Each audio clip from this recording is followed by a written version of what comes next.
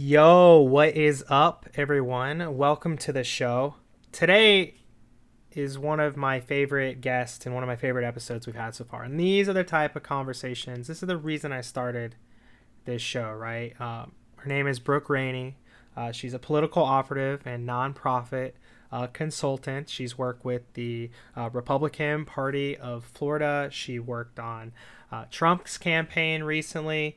But something she's known with in her circle and friends by, she's a lesbian as well. So she's a lesbian Republican, which at least on surface level that seems to be somewhat of a rarity, right? So we talk about what life's like, being criticized for having that viewpoint and what challenges she deals with from the right and the left. Being a lesbian Republican, she talks about her experience on the campaign, what she does as an operative, and a whole bunch of really good conversational topics. We talk about kind of like how the Christian community even treats her, because she is a Christian as well. So I'm was really curious about that. But yeah, and she was getting, before we agreed to do this show, just because she has worked with the Republican Party, she wanted to be very clear that this is her personal opinions. This isn't a representation of the Republican Party. So I told her I would, make that very clear as well on the show. But yeah, it was a really great conversation. I encourage people of all political and religious viewpoints to listen to it. And like always, if you enjoy the episode, share with your friends, like, subscribe, and comment.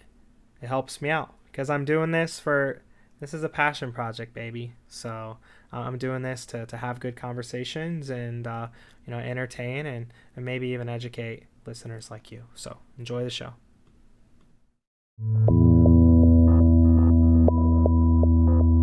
This is Openly Outspoken with Jeremy Adams, where differing opinions are not only accepted, they're encouraged.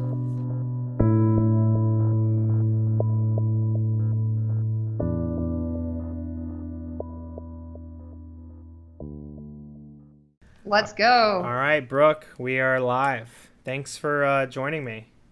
Oh, it's my pleasure, Jeremy. And I do have something for you because it is your birthday, and in true grassroots fashion, I couldn't not make you Wow. a happy birthday sign. It's probably backwards to your view, isn't it? No, it's right. It's right side up.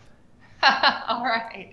Happy birthday. Yeah, All right. Thank you so much for that. It's for those listening, it's a sign she made, a handwritten sign, which the last time I saw a sign like that that I can remember, I went to Ukraine to work at an orphanage, and like all the kids like picked us up from the airport, and like they all made like signs like that, and that's what that reminded me of, actually. That's so special. That's way more special than what I use them for.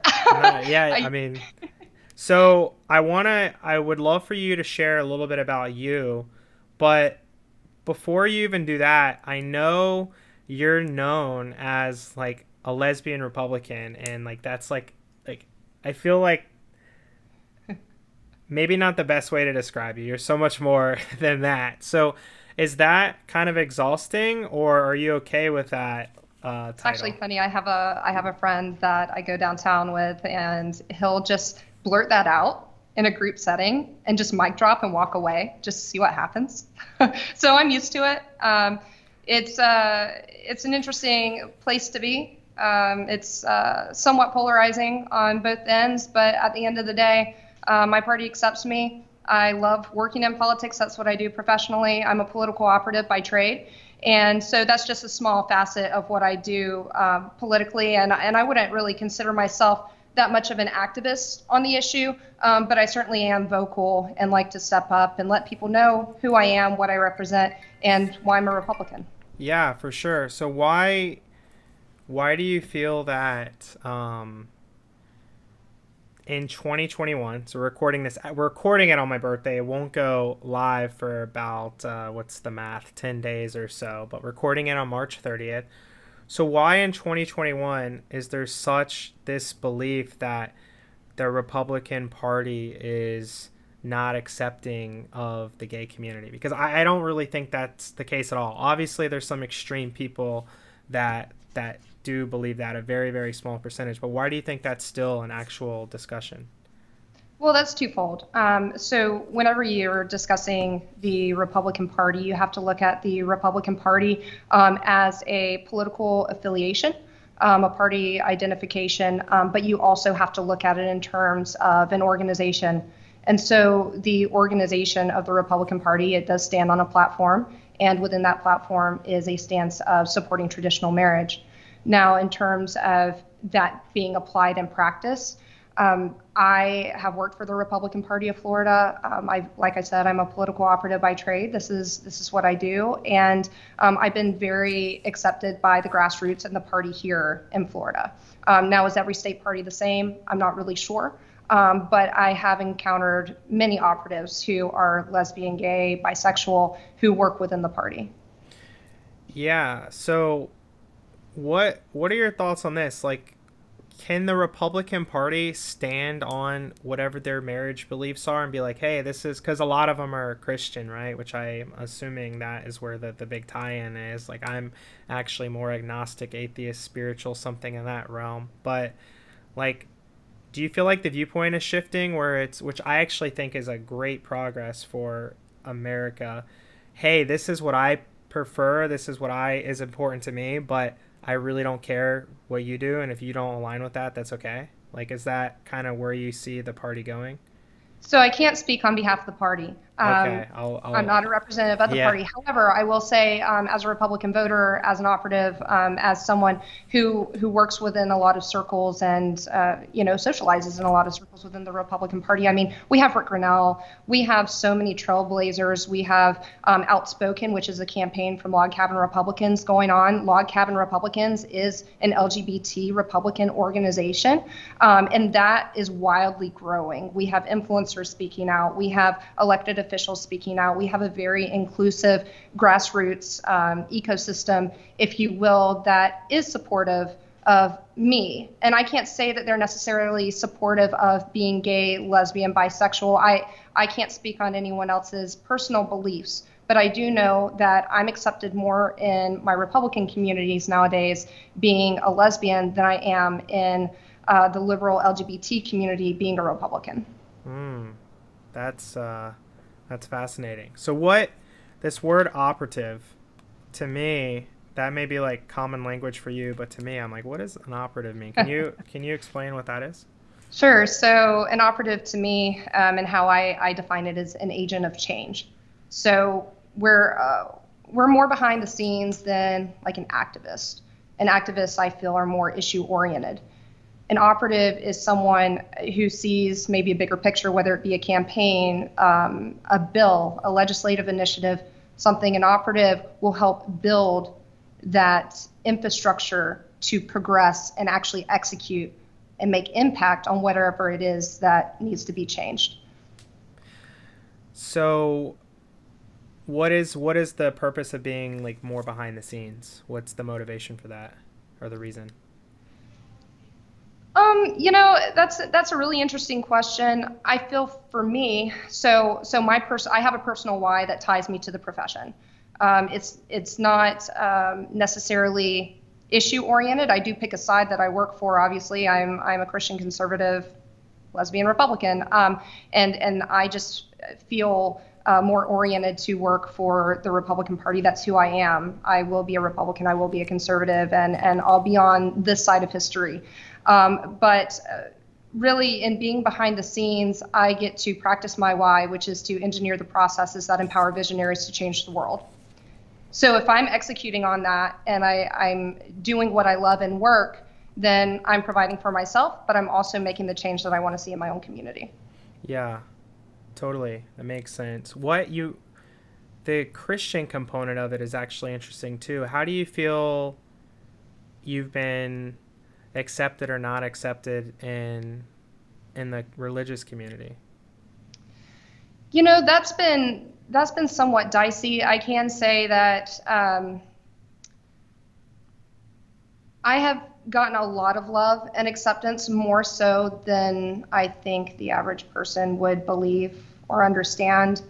It kind of goes back to that principle of they don't have to necessarily believe in it. And I have a pastor who actually brought me out of a really bad depression in college when I was figuring things out. And I started to think about, am I actually gay? Do I come out? What do I do? I was in this, experimental phase, and it was very closeted and secret. And I was also in a Christian sorority. And so it was a very hard place to be. And I had to reconcile my faith and obedience to God and what that meant to me and my relationship with Christ and moving forward as a Christian in the world, but also understanding that this isn't just a phase, it's not an experiment, and it's not going away. And how do I find happiness, and how do I approach the Christian community with that?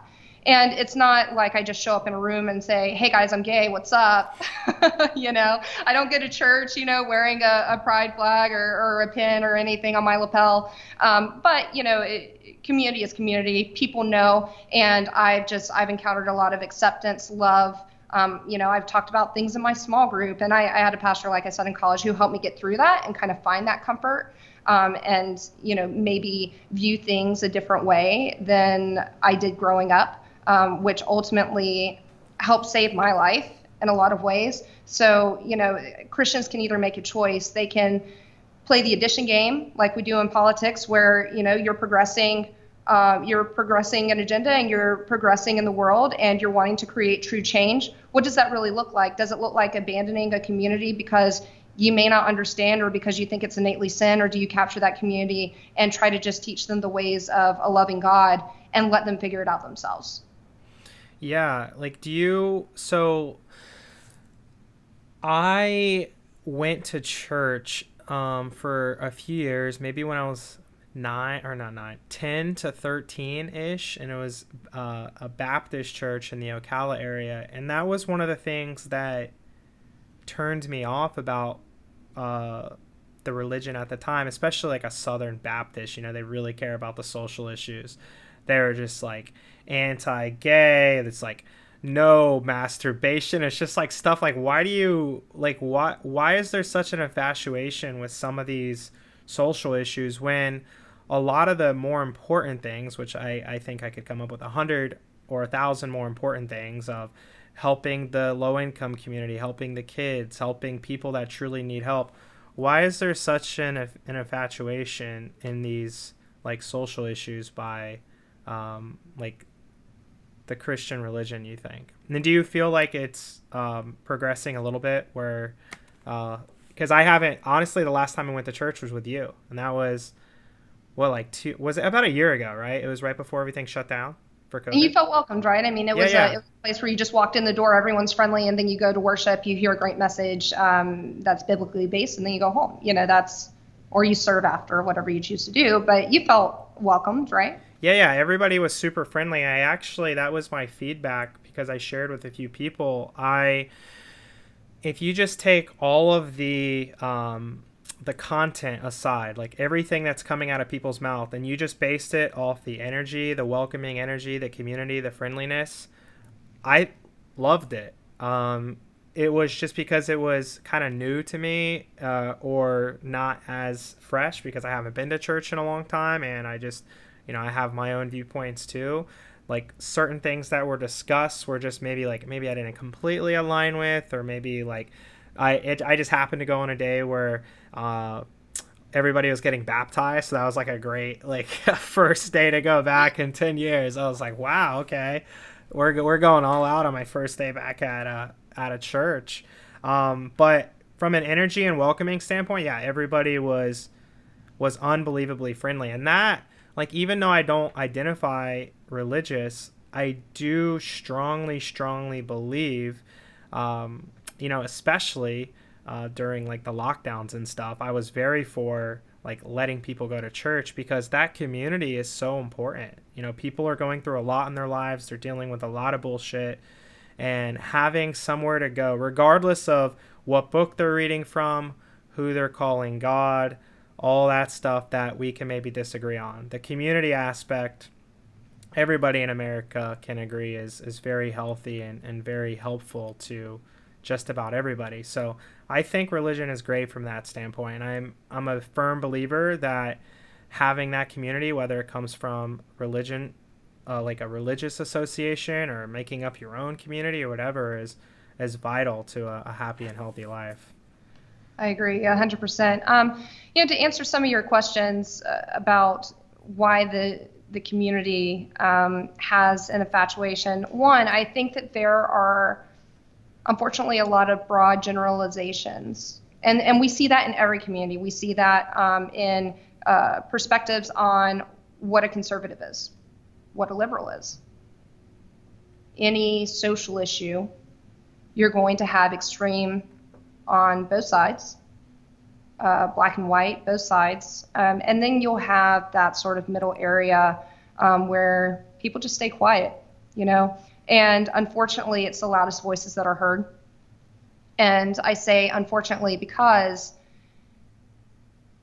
when you're presenting Christ in the world, and I'm not perfect, and I can't speak with authority on any issue on how every Christian is, how they show up, how they represent Christ, and what they believe biblically. I mean, I am a Christian who looks at Leviticus and says, that's the Old Testament. There are other people who say, no, the Bible is the Bible through and through, and you can't cherry pick verses. I mean, it gets really dicey when you're trying to generalize for a community, but I think that that's where we've lost a lot of the room for discourse, a lot of the room to understand one another, is because everyone is so infatuated with not necessarily like what's a Christian, but just being right in their own beliefs.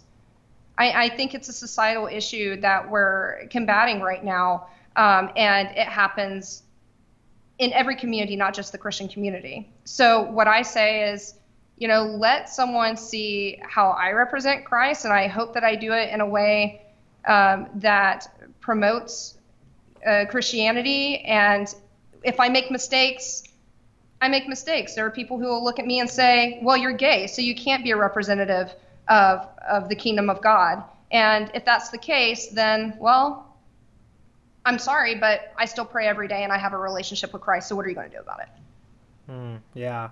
And I will say, and by the way, this is, I feel like as a country, we have to start agreeing that this viewpoint is okay, not that everybody should think a certain way. And that's, I have some Christian friends that are, hey, I believe in traditional marriage between a man and a woman. With that being said, I know we're in a free country and I respect people's right to be able to do whatever they want to do. Right. And I would hope that I could sit down and have dinner with that person and be fine and just not talk about my sexuality if it makes them uncomfortable. Well, yeah, I mean, that would be great. I think just having dinner with people you don't see eye to eye with is okay. A friend of mine actually just sent me some quote about like true intelligence as the ability to sit down with people you don't agree with and just kind of like laugh about those disagreements, right? So, and I think too, there is this accountability measure. So biblical teachings will say, hold your neighbor accountable. Love your neighbor first, but also hold them accountable. Hey brother, like maybe you shouldn't have done that. But also there's a part of me who, much like you, mind your own business. I don't. It's a struggle, and I think everyone, once again, I think it's a spectrum. I don't think there's right or wrong, especially in something like religion and politics. There is no right and wrong. We're just all trying to work around each other, do what we believe is best as people who are involved in any process, whether it's being involved in the Christian community, being involved in the LGBT community, being involved in the Republican community, which I more align with, the conservative community. We look at governance and we look at how we believe it should work, and we like to think we're right. Yeah, no pun intended with the right there.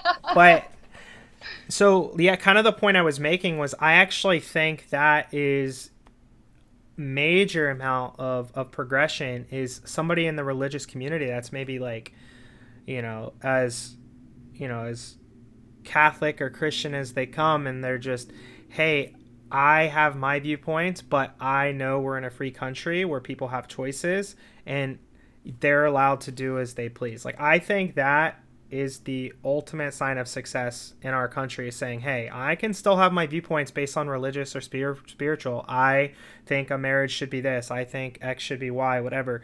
But I also respect your right in a country founded on separation of church and state. Which, by the way, again, like I lean conservative on a lot of things. Like we probably agree on like 80 or 90% of things politically, but like this like mesh of church and state is where I start getting a little like where I'm like, I'm more libertarian, or I'm even, I would say, far progressive on like 3 issues like drug laws and sex work and stuff like that. But yeah, I just that's where it gets a little tricky to me, is the gray and mesh of church and state. And but I do think, and I have some Christian friends, that I think that's great, and I think we should be able to accept that in our country, and saying, hey, because of my religious beliefs, I think if they think a man and a woman is the right, like, okay, they can live their life however they want, as long as they're just saying, hey, but this is a free country, you can do whatever you want, you can worship God however you want, you can do whatever makes you happy. I respect your decisions, even though I don't agree. And as long as you're just not like, resourcing to violence and hating on my beliefs all the time, I think we can all coexist, right? Right. And, I think a lot of the polarization and the pushback, though, is, you have this woke movement who tells you, no, you have to be accepting of everyone and you have to believe it and you have to march in line, and if you don't, you're canceled. That's an issue. And it's almost, how progressive can we be to the point of being provocative? That's something that I don't really believe in. That sort of activism is too far for me. I believe in balance, and I believe that, nothing is black and white. But I also think, when you're governing the masses, there's a give and take that has to come. And it seems like the farther we go in time and the farther the progressive left keeps pushing, it's almost like we've lost our way. And maybe that's just my own Christian morality coming out. But for me, the reason the LGBT community, Q plus, whatever, adds some alphabet, or letters, it's like alphabet soup. I can't. I think that the Christian community may look down on the community because it's almost like they're being forced to partake. And that's something to me that is frankly un-American. And it's a hard place to be, riding the line between both communities. Me personally, there is nothing more I'd love to see than a nuclear family going to the park, having, next to me a mother and father swinging their kid, having the time of their lives. But to some people in the movement, that's blasphemy. Like, how dare you have a nuclear family? How dare you be heterosexual? How dare you not engage with our community? How dare you raise your kid that marriage is between a man and a woman? Now that also comes with the line of, your kid might turn out to be gay. And, reconciling that, and hopefully people have the good heart and conscience to accept their child. And I think that, unfortunately, too, within the LGBT community, that acceptance hasn't always happened. And I was very fortunate coming out that my family supported me. My mom was my biggest cheerleader. And I never had to question her love for me. Anyone in my family, I never had to question their love or their support. But not everyone also has that experience. So once again, I think we have to look from a lens, and I'm bad at it. I'm bad at it. I have my thoughts and I put them out there, and I'm blunt and I'm to the point and I'm direct. But I think we all have a little room in our hearts for more grace for all of the players in our community. Yeah. No, and I think that's where both the religious community and, like, I think you would agree, like, modern, like, wokeism or whatever, even just modern politics in general, it's a form of religion, right? Like, that's, people have this void for some community, some aligned belief system, whatever.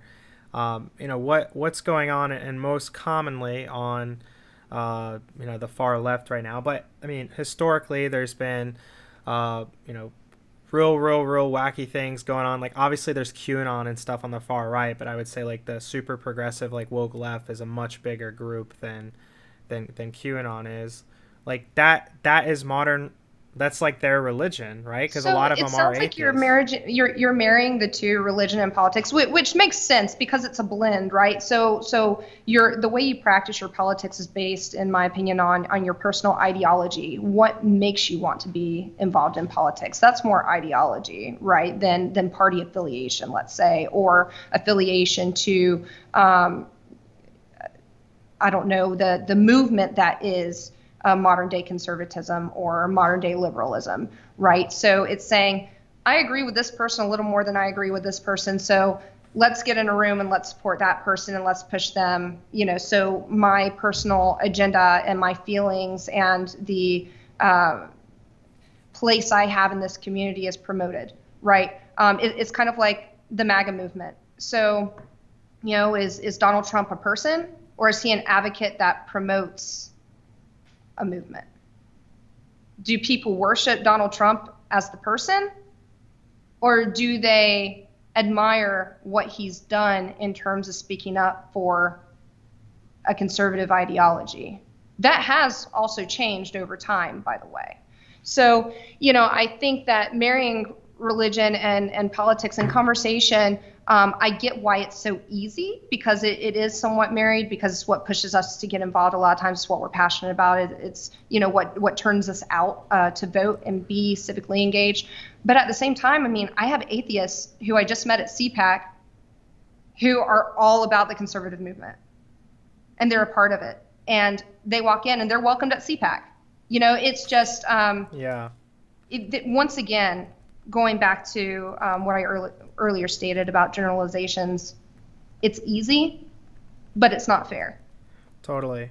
And I don't disagree. And more of what I was saying was, I think that the stat is like 1 out of every 2 millennials are some form of agnostic or atheist or something like that. And I would imagine almost all on the far left are atheist, right? I mean, they're not like going to church every Sunday and reading the Bible regularly and praying. So, vast majority are, if not all, I mean, maybe 90+%. So do you think that's more of what I'm saying is, do you feel like that is their religion? Like, because there's such a passion with canceling and progressiveness, which I think it's going so far where it's not even progressive. It's not even solving anything. Like, changing Potato Head and removing Mr. Like, it's hard for me to be convinced what that's solving. So I feel like that should be I hate to laugh, but it's so extreme. Yeah, that's what I'm saying. Extreme. Did you even follow the storyline of Toy Story?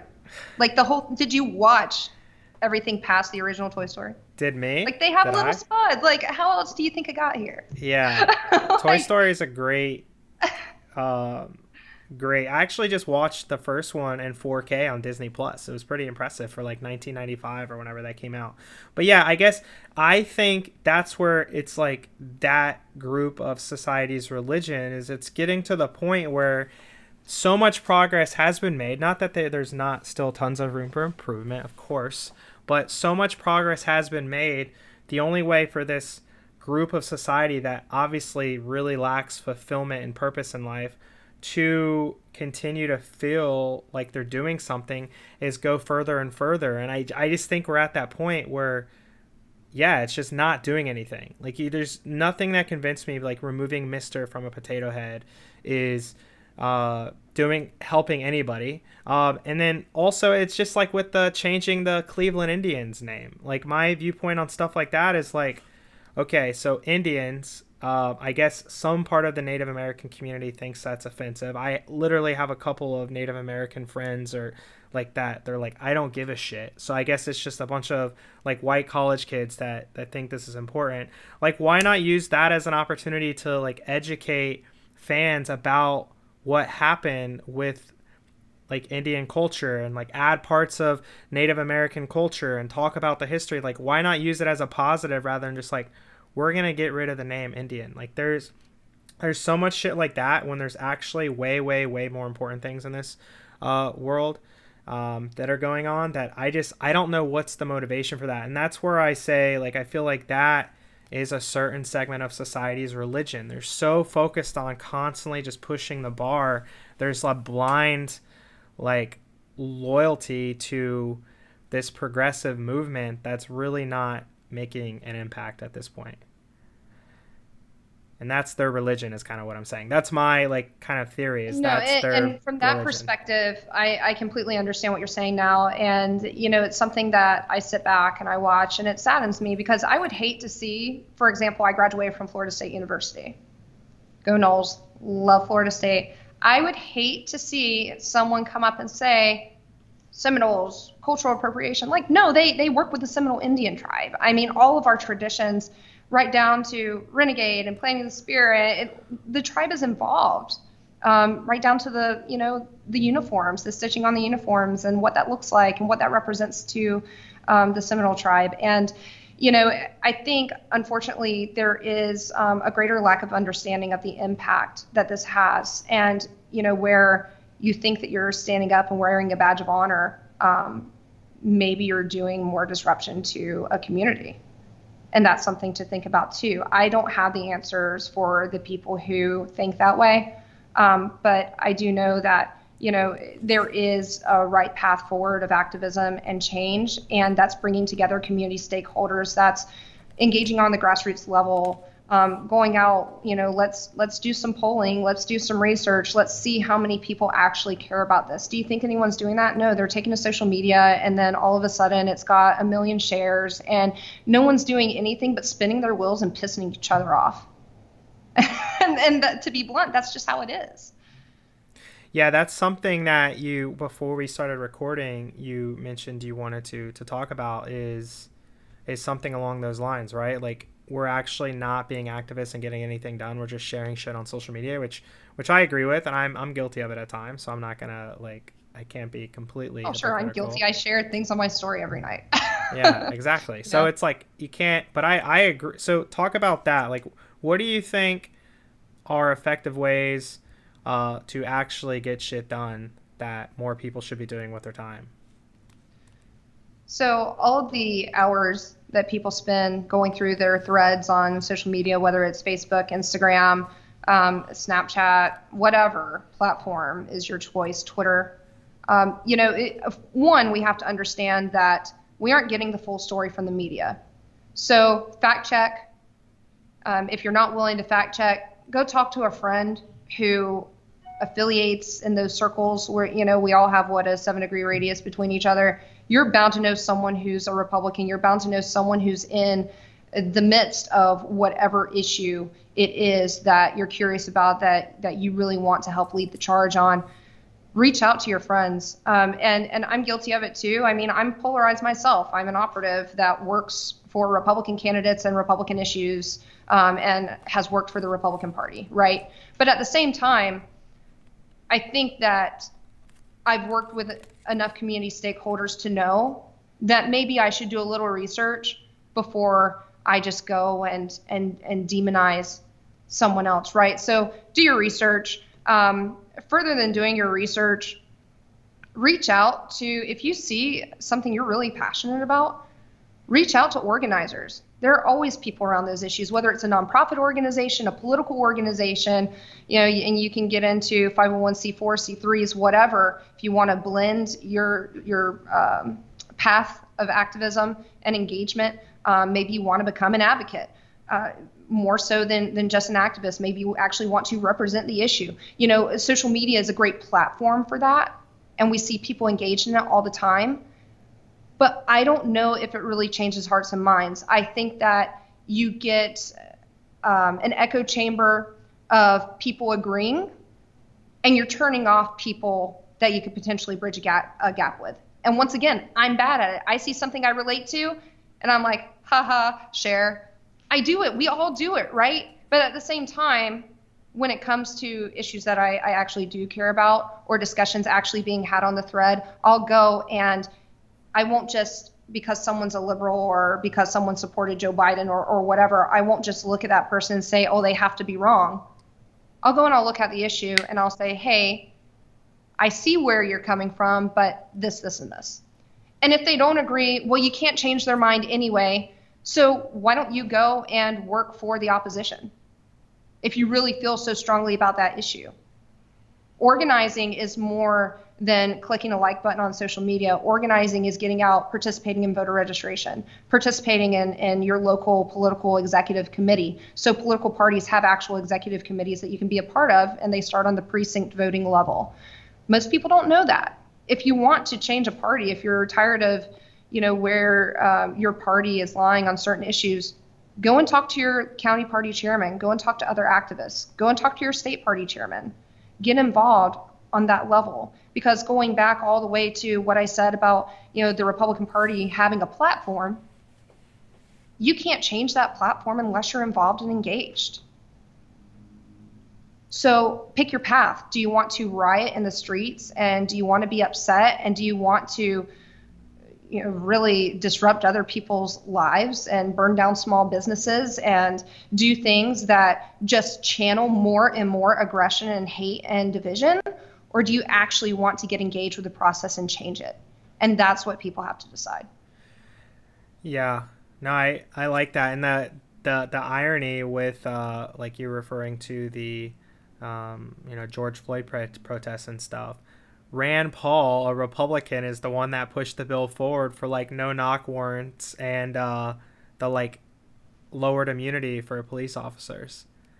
Like, out of all that, which Rand Paul is more libertarian, right? Which, I think, I like him a lot. I feel like I've been watching some of his like roast of like Fauci and like the media, like all that. Like I like him a lot, but out of all that, like, it wasn't even the Democratic Party, who wouldn't even condone the riots until the ratings started dropping. I mean, it wasn't even until late summer, early fall, that Biden even came out and said like protests should be peaceful, like something basic like that. Just because, yeah, it's wild how political. I mean, has the country always been like this, or is this new? Like how political COVID has become, how political literally everything is just political now. I think that there's ebbs and flows with just how divisive and extreme people can be, and it depends on the issue. And I do think we do have social media now, which is an amplifying factor, right? So where maybe in the past people would organize around letter writing campaigns, peaceful protests, getting out and, rioting if it got to that level. That has been a thing of the past, and history repeats itself, and it happens, but I think that the rise of social media, we can actually see it now on each other's feeds. We can see that person who we, sit next to every day and talk to at work or whatever, promoting actively, whether it's sharing, a live stream or, they're speaking out and, posting a meme or, whatever it is, it's in our face all the time, and we have complete access to it, where I think you had to seek it out a little more in the past to be involved with those sort of movements. Yeah, and I was actually watching Bill Maher, and which, by the way, like I've been saying for a while now, Bill Maher is like a closet conservative. Like he calls himself a Democrat, but he has like no Democratic viewpoints. Like he hates on California all the time. He's like pro Second Amendment. He says California taxes him too much. Like he sounds like a Republican like every more show I listen to. But there was a guy on his show that said that basically like the social media companies are probably the biggest group to blame for this chaos, is because these platforms are made to deliver content that people engage with, people comment with, and of course that's going to be stuff that's controversial, and that's all these algos are designed to deliver content that you're going to engage with. What do you engage with? Shit you disagree with. Not negative sells, man. Why do you think there are so many negative political ads? Negative sells. Same thing with the news media. Negative gets ratings, and it's unfortunate, but it's part of human nature, and I can't judge anyone for it. It's just that's how it is. It is wild how, like, I saw CNN's news ratings have been tanking since Trump's been out of office. I also saw for the first time in like at least 10 years or something that MSNBC actually beat Fox in nightly cable ratings. Like last week, I think it was. Well, they're not going to attack Biden, so what do they have to report on? I mean, honestly, what's left, right? The reason for that I saw is Fox is actually losing some of its viewers to other right-leaning stations that are starting to gain some popularity. But I mean, it just, the good news is, I think regardless, cable news ratings just, I think both sides were just getting tired of like cable news. It's just it's not productive. It's obviously biased. It's like, it's sad that I literally have to flip back and forth between multiple news channels just to feel like I can get a somewhat of a like balanced opinion on any major issue. What do you think I know you're not a party representative, so I heard you made that clear earlier. I'm not. So let's reiterate that. I'm not a representative currently of any candidate, campaign, political party. Yeah. What, I know that Trump got record black male vote for a Republican candidate, right? He also got surprisingly high votes in a lot of Latin American communities. Like, do you feel the Republican Party is starting to shift to be the party for the blue collar worker? Like, what do you see as the future of the Republican Party? I do, and I think that it just goes back to people wanting principled government. I mean, you have lockdowns and you're talking about passports for people if they have or haven't gotten a COVID vaccine, yet we have record numbers of people trying to come into our country that we have no trace or record of who these people even are. I think that there's a line of hypocrisy that's being crossed. And I think that resonates with people. Like, for example, the Republican Party is not against immigration.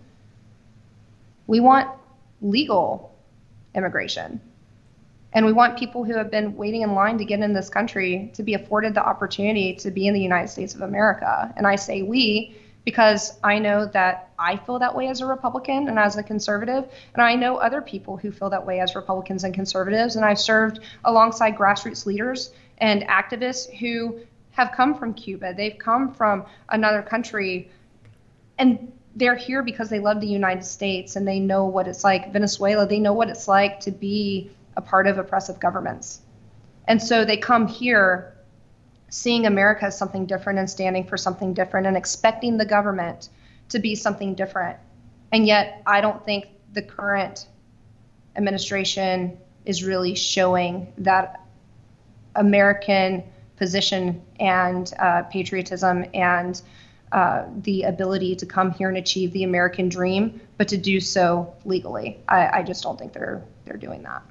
I think that's what I was talking with my friend Jack a couple episodes. I think most of America can agree that having some, just like a strong border makes sense. That's not racist. That's not, like, countries all around the world do this. Like, right. All developed countries for the most part have like strong borders. They just don't let people walk in as like, why? I guess I don't know enough about it. Like, is there really a lot, like, is there a policy that Biden has made different than Trump that's allowing this to happen? Or is this something that's just getting more media coverage now to make Biden look bad? Like, what from a policy standpoint has changed to kind of allow what's happening now that didn't happen under Trump? Well, I don't know that it's more coverage to make Biden look bad. For example, kids in cages. That's a huge headliner. That was in place during the Obama administration, yet Trump got the heat for that. Which is and true. Now it's still going on in the Biden administration, but you have this influx. And I don't know in terms of policy changes, just because I've been on vacation since the campaign. I have like completely tuned out, to be honest. I just get the headlines like everyone else. But I did see a headline about a remark of Biden saying, it's because I'm such a nice guy or something like that. I don't want to, misquote him by any means, but, something to that effect. And, you look at that, and I think that there is, a strength that a president has. And if they're not really representing that strength, and they've been saying during their whole campaign that they want to open up the borders or whatever, yeah, you're going to get an influx of people at the borders, and where are you going to put them? Because there's still laws that have to be abided by. There's a system that has to be maintained. And here's my point on even bringing that up is, if you don't like the laws, work within the process to change them. But just know that, we have a Democratic republic here. It's not just an outright democracy, and it's not a dictatorship. There's a place in the middle. I think Americans are forgetting sometimes, and that's a generalization, but I think that there's just sort of the sense that I get that the democratic process is sort of being overlooked, and local representatives are being overlooked, and it's all the power at the top administration. No, this stuff starts local. It starts at your county commission, even on some of these regulations. Now, they have nothing to do really with immigration at all, but I know that state level representatives can get you in touch with the people at the federal level. There is a chain that can be followed, and that activism should be pursued. Yeah.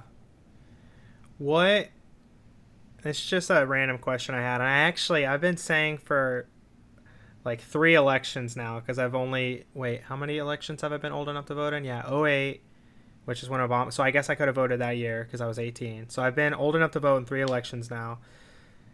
I've always thought that all presidents or presidential candidates should start off the debate by saying like 3 nice things about the other candidate, because there has to be like some good. Like, they're just like, right. You can hate Trump and you can hate Biden, but there has to be some nice things. So I would challenge you. What is something like you would say the Democratic Party does better or more effectively than the Republican Party? Standing behind all facets of their community as a collective unit and branding themselves that way. That's something that I think that the Democratic Party does very well. It's not a secret. I mean, that's something they do very well. Something that I took note of during the presidential campaign is I went to the Biden campaign website, and if you look, and you can call it authentic or not, whatever. But there's little pictures on the bottom of like kids in wheelchairs, and all these various communities represented. And I think that's awesome. Like, I have a little brother with autism. I've dealt with a lot of sickness in my family. Like, I think that's very inclusive. As a gay person, it's like, okay, cool. Well, I know if they get elected, they're not going to do anything really to harm me. But at the same time, is that all I care about in my life? No, because to take care of myself and to feed myself and live, maybe I want a bigger tax break as a single woman who, is just supporting myself basically as an independent contractor. Yeah. There are other things that matter to me other than my sexuality, the fact that I'm a woman. And to be honest, some of the agenda that they promote, like equal pay, things like that, I don't believe in, because if I want to work hard, I don't want, if I'm working a salaried position with some company, I don't want the guy next to me slacking off getting the same pay. Like, that works both ways. Yeah. I think that there's great things in inclusion.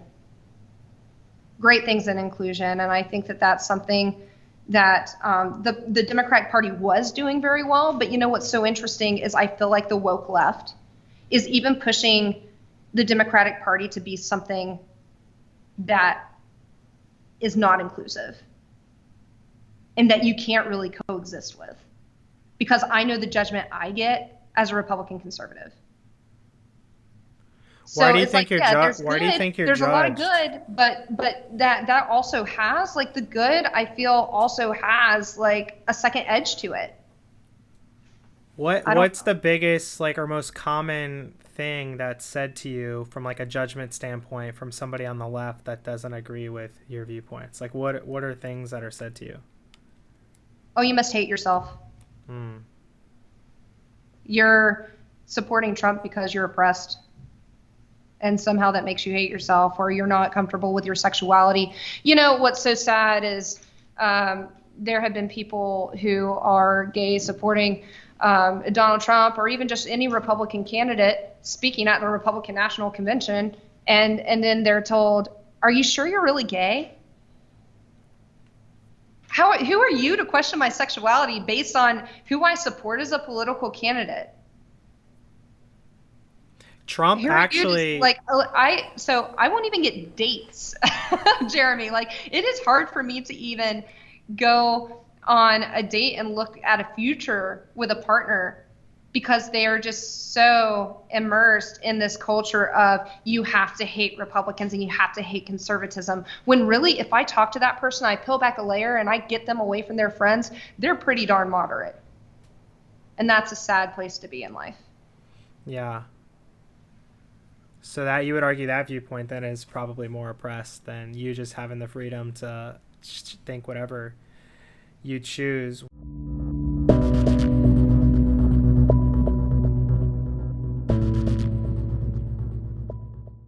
What can the Republican Party do to attract more of the black vote? Because I think it's like 90% votes Democrat. I think it was a little bit less in the 2020 election. But if Republican candidates can appeal to more black voters, which I think a Nikki Haley could, right? But like that would win them the elections. Like, what can the Republican Party start doing to appeal to the black community more, in your opinion? You know what's sad is, I mean,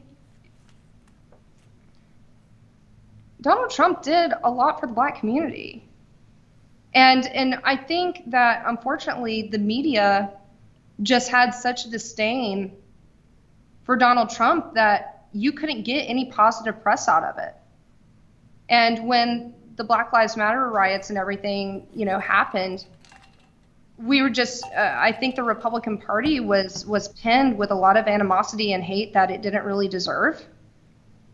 I mean, our party comes out of the days of Abraham Lincoln.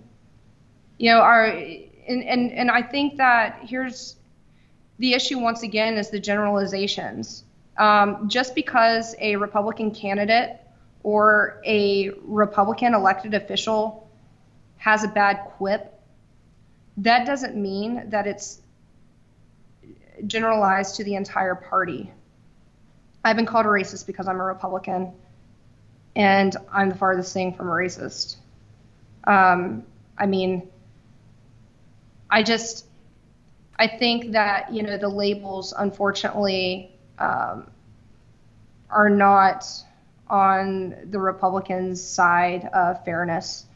And I think that more education about what, for example, the Trump administration did in just low-income communities and the black community, I think that it's important to amplify that. I also think that there has to outreach efforts have been made, and they're continuously made to all communities from the Republican Party. I think that people just need to start honestly paying attention and getting to know their Republican friends. And there were times when, all of this was happening, and I would, message some of my friends and say, hey, you're making some of these generalizations. Are you sure that applies to me? Because last time I checked, I, helped you pack up and move anytime you needed to on a whim. You try to rationalize with that person as a human who has been a friend. And sometimes even then, you're met with, well, if you don't like it, delete me. And so, in terms of the relationship with the Black community from the Republican Party, effort can always be made, but I think that the Black community also needs to give the Republican Party a chance and look into the news stories that they might hear, fact check, go back to the basis of, what I said would promote, better activism and engagement. Now, what the Republican Party could do is continue to push their platform of opportunity zones, continue to ensure that their candidates will be willing to help continue to find grants and do the things that low-income communities or the Black community would need to continue whatever progress they're trying to make in their community. For example, Black colleges not having to come back every year to ask for money. That's huge and that's important. And I think that those things need to continue to be promoted and relationships need to continue to be built. But I really think that it works both ways. I don't think it's just the Republican Party not being the, how do I say, because is it weird to use the representative of the Black community? I mean, there is an opportunity there. We have very active Black Republicans, but no one gives them a chance. No one's listening to them. Let them talk and actually listen, and I think that that's just where we're at, and it's unfortunate. Yeah. I mean, that's something the Democratic Party, I'm sure it's a long list of reasons that I'm not educated enough to answer, but I mean, they've done an unbelievable job of getting the Black vote. I mean, like the fact that 90%-ish of a community, like of entire Black community, will vote Democrat, that's insane. They're any viewpoint that 90% would see things a certain way. But yeah, I mean that if the Republican Party, which there were signs of that under Trump, I think the numbers were Trump got 16% of the Black male vote when Mitt Romney got 8% in 2012. I mean, that's a pretty big jump in 8 years. There's significant gains, yeah. Yeah, I mean that's pretty massive. So that does show that, and a lot of reason for that could be the defund the police stuff, by the way. I think defund the police actually, it wasn't, I mean, tons of studies showed it was not popular at all in the Black community. Again, the only people that thought it was probably a good thing were wealthy white people, not people living in the communities that probably like to have police. But yeah, so what was it like working, and what did you do that you're willing to share for the Trump campaign in this last election? So I actually had a unique position, which is not polarizing at all. Well, some may disagree. And actually, this is part of the reason why I love what I did so much, is because I got to help the Trump campaign represent voters, all voters, not just our voters. I was part of the election integrity team. Well, it's being called election integrity now, but it was election day operations is what it was called.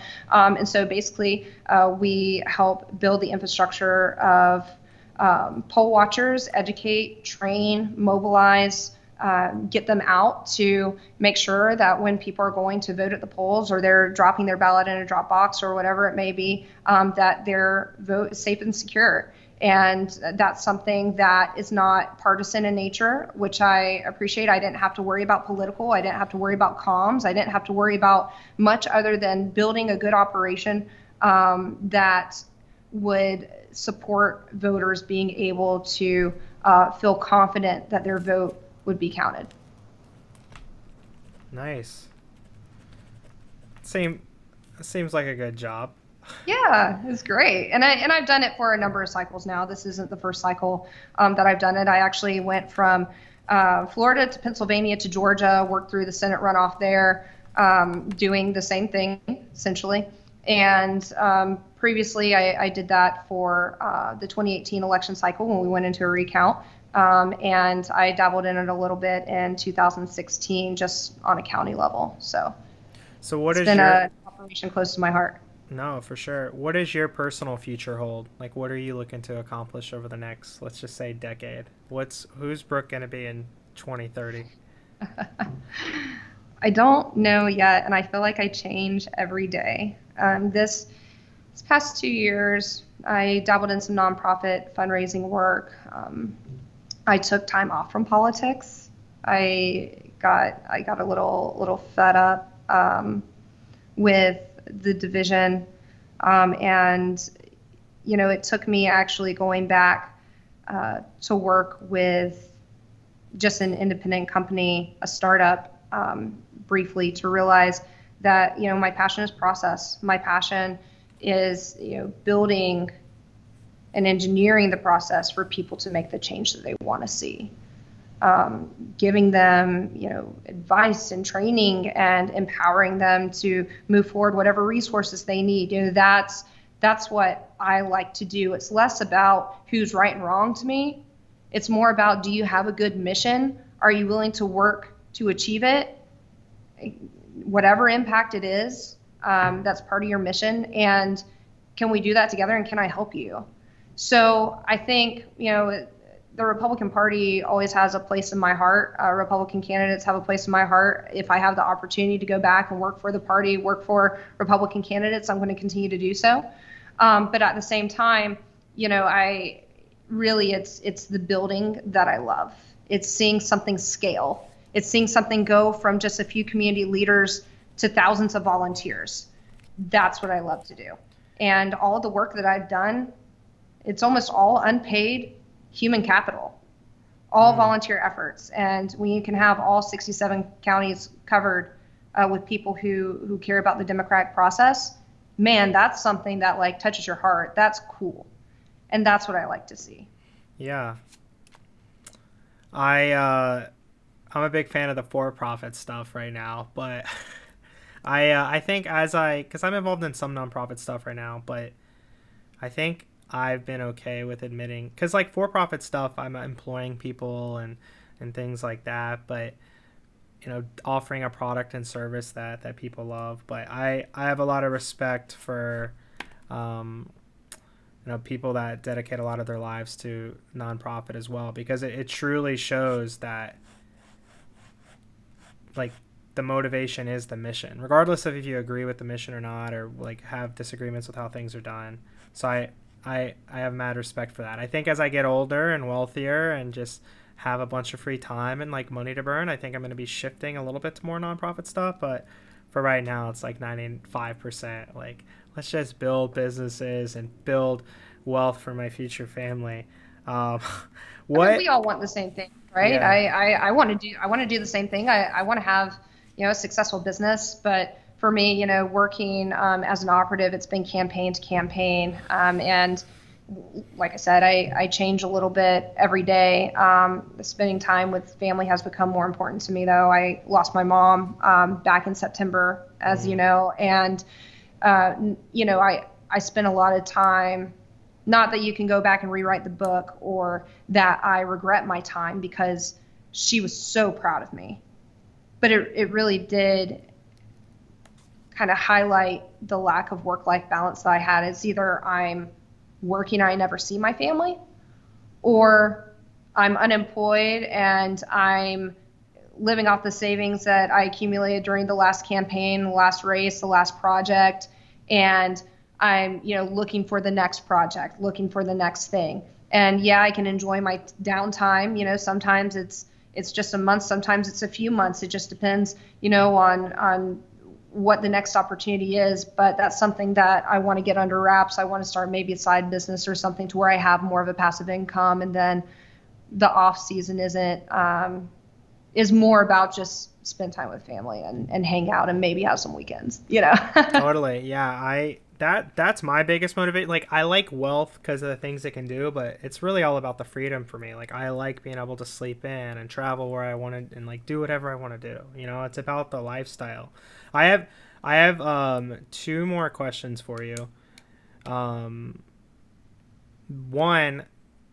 I think a big challenge with our country right now is we have like a bunch of partisans and not individual thinkers.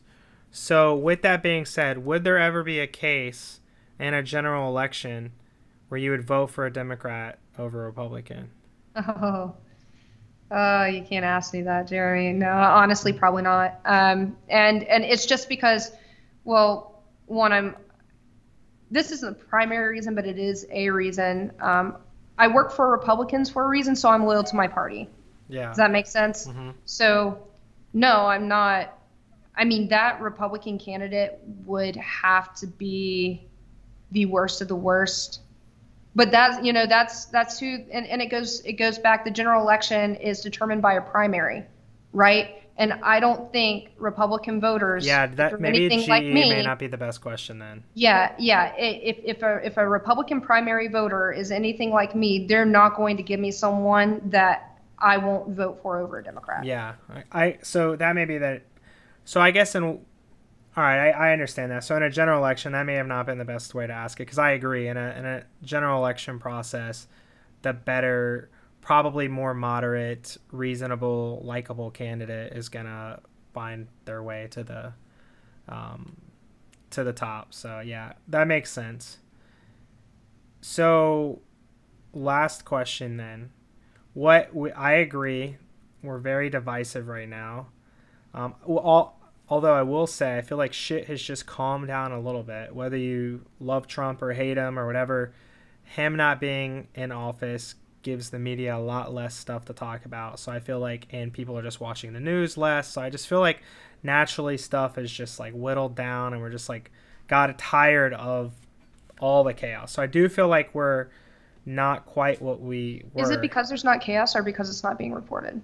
Maybe. I mean, maybe that's it. Maybe it's not being reported. Media dictates a lot. But what I was going to ask you is, what do you feel is the solution from your experience in this divisiveness? Like, how do we come together as a country with all these different backgrounds and viewpoints and everything?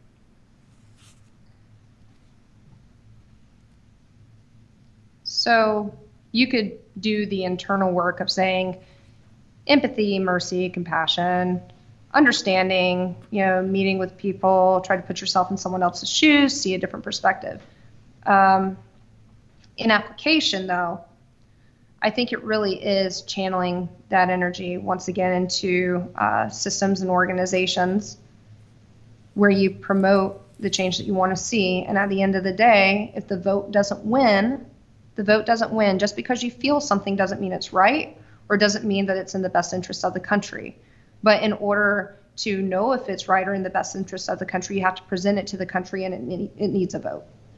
And that vote comes from your members of Congress, your members in the Senate, or it comes from your members locally in your own local, state, county commission, your own, municipal governments. It starts all the way at the base of, once again, your Republican executive committees, your Democratic executive committees, whatever political party you align with. And if you're not aligned with a political party, I don't necessarily want to say your option is to get aligned, but you can work with a lot of C4 organizations, to engage in voter registration and try to field those candidates and really choose for yourself what jersey you want to wear. I mean, even if it's in a nonpartisan race, get to know the candidates. Look past the status quo. Talk to your neighbors. Channel the energy, because if the energy isn't channeled, like you said, it becomes like a religion, man. People just sit there and they're on social media and they just stew and stew and stew. And I think it's bad for mental health. It definitely is bad for mental health. It's bad for mental health. Like, even if it's making 2 phone calls to a friend to talk about it, or to write a letter to your representative or whatever, but take it and leave it. Was something that, one of the reasons, like, I'm not paying attention to hardly anything political right now. It's not because I don't care. It's not because I, say, to heck with this new administration. You know what, Jeremy, because I'm an American and because I love the United States of America, I hope that Joe Biden proves me wrong. now I want a Republican in office after him, but I hope he proves me wrong. I hope Kamala Harris proves me wrong. I hope that they bring progress for America. I hope that they help with unemployment. I hope that they figure out the border crisis. I hope that, there are so many hopes for a better America, right, with the current administration. But also, I mean, as an American and as an individual person and as a person who does this for a profession, when I'm on for, half a year to a year and a half at a time, and all I do is eat, sleep, and breathe politics, man, I have to check out like everyone else. I have to perform, and then I got to go because I got to spend time with my family. I've got to learn how to get a sleep pattern again. Like, I have to talk to a therapist. Like, there are things that I do in my personal life to make me prepared for when I can get up and be that operative to help advocates and activists get out, So I encourage everyone else to do the same. Take a little break, take a little breather, get off of social media for a little bit, do some independent research. And then when you're ready and you have a few hours on your hands that's not spent on social media and not spent yelling at people and getting into fights and whatever, like, go out and get involved. And then maybe actually through being involved, you might even see a different perspective that you didn't expect to see, even in your opposition.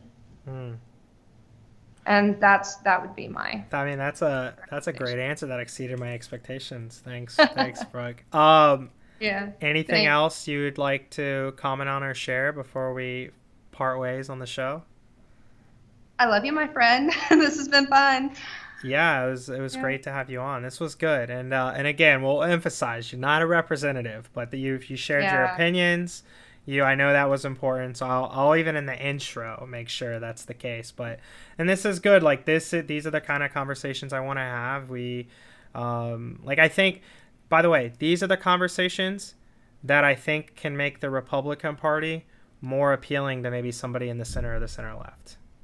I hope so. But at the end of the day, I think too, we have to remember, what is a party made of? A party is made of people who have taken a voter registration form and they have checked Republican, Democrat, non-party, in the state of Florida at least, Republican, Democrat, non-party affiliated, maybe Green Party, Libertarian Party, whatever.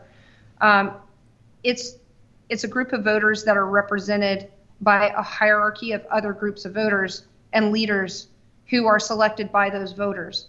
So, the party, maybe it's just my development mind thinking that maybe people don't completely understand how political parties work, or not being a part of a political party, how just the system works in general.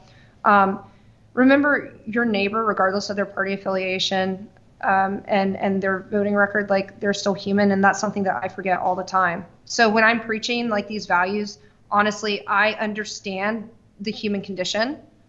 I understand not being perfect, not giving grace and not giving mercy and empathy. I understand all of that. But then there's this part of me internally as an American in a country that I love that says, I don't want to hate my neighbor. I don't want to see riots. I don't want to see monuments defaced. I don't want to see communities struggling, hurting. I think that internally we all want to see good things. It's just that we disagree on what that looks like and how to implement it. So I think that hopefully is the big takeaway from today is, just give each other grace, organize, channel your energy, do the right thing, have integrity, hope for the best in your leadership. And then if you don't think they've given you the best, unelect them. Yeah, well, that's a great way to end it. So really grateful that you spent the time today. Thank you, Jeremy. I appreciate the opportunity.